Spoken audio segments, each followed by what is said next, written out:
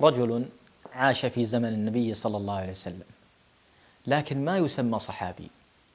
تخيلوا، لماذا لا يسمى صحابي؟ لأن الصحابي الذي رأى النبي صلى الله عليه وسلم وآمن به، هذا آمن بالنبي صلى الله عليه وسلم لكن لم يره. طيب لماذا؟ لأنه بار بأمه ما يستطيع أن يفارقها. طيب اليوم تطلب الأم من ولدها خذني على الطريق إلى المكان الفلاني، والله عندك أخوي فلان، طيب هي جابتك وجابت أخوك فلان، لكن من فضل الله عز وجل عليك أن الله جعل أمك تأمرك أنت حتى تنال الأجر، فلا تعزف عن الأجر لأنك ستحتاج إذا وقفت أمام الله. صحابي تابعي جليل اسمه أويس بن عامر القرني من اليمن، من أهل اليمن. اسمع القصة العجيبة. تمنى أن يرى النبي صلى الله عليه وسلم لكن حيل بينه وبين النبي صلى الله عليه وسلم لبره بأمه.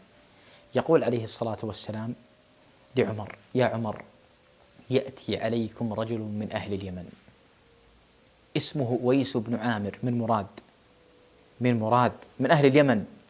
قال: كان به برص في جسده مبتلى، فبرئ منه إلا موضع درهم. لاحظ صفات يعطيها إياها الآن. كانت له أم هو بها بار. استشعر بالله معي الكلام هذا.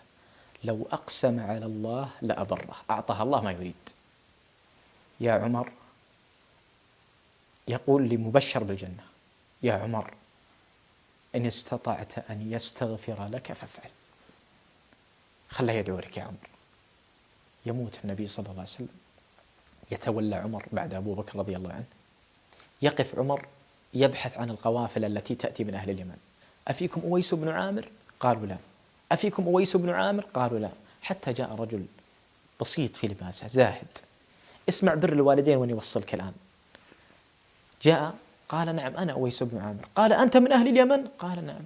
قال: أنت من مراد ثم من قرن؟ قال: نعم. قال: بك برص فبرئت منه إلا موضع درهم؟ قال: نعم. قال: لك أم أنت بها بار؟ قال: نعم. قال لي رسول الله صلى الله عليه وسلم: يأتي عليكم رجل من أهل اليمن اسمه أويس بن عامر. الآن أويس يتفاجأ، كلام عظيم، ومن عمر الذي صاحب النبي صلى الله عليه وسلم.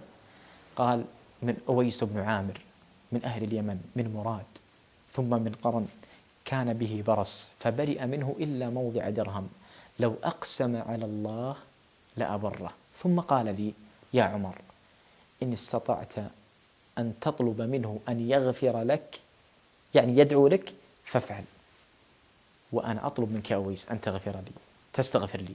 فقال: اللهم اغفر لعمر. ثم اختفى عن الأنظار وذهب إلى العراق. كانوا الناس يتكلمون في الحج وعمر يحج، يتكلمون: هذا رجل فقير اسمه أويس. قال: أنت من جماعة أويس؟ قال: نعم. قال: أويس الذي من أهل اليمن؟ قال: نعم. فأراد عمر أن يرفع من قيمته ويرفع من جانب البر ليعلم الناس الذين تخاذلوا في برهم لآبائهم وأمهاتهم. قال لي رسول الله: يأتي عليكم رجل من أهل اليمن من مراد ثم من قرن، كانت له أم هو بها بار، لو أقسم على الله لأبره. يا رجال، إن استطعتم أن يستغفر لكم فافعلوا. فذهبوا الناس إلى أويس، ازدحموا، تغيرت النظرة حتى يستغفر لهم، حتى ترك العراق وذهب إلى الشام. والله اعلم أن بر الوالدين عبارة عن قصة جميلة تكتبها أنت ويرويها لك أبنائك، فأحسن الكتابة. بر الوالدين ليس مناوبات وظيفية بينك وبين أبنائك، بل هو باب ومزاحمات عند أبواب الجنة. فاتق الله لتدخل مع هذا الباب. جعلنا الله وإياكم بارين بآبائنا وأمهاتنا. اللهم بيض وجوه والدينا يوم تبيض وجوه المؤمنين يوم القيامة. اجزهم عنا خير الجزاء يا رب العالمين. اللهم ارحمهم كما ربونا صغارا. اللهم اجعل قبور من مات منهم روضة من رياض الجنة. اجمعنا بهم في الجنة يا رب العالمين، والحمد لله رب العالمين.